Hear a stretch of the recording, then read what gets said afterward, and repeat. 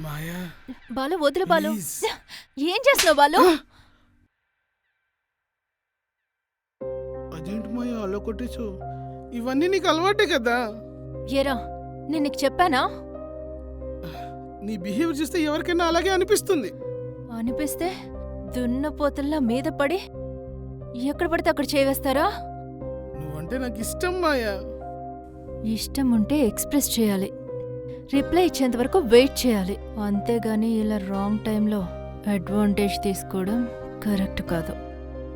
ఆఫీస్లో నువ్వు ఒక్కడివే మంచోడు అనుకున్నాను, కానీ నువ్వు కూడా అందరిలాంటి వాడివే. సారీ మాయా, నేను నిన్ను సేఫ్గా డ్రాప్ చేస్తాను.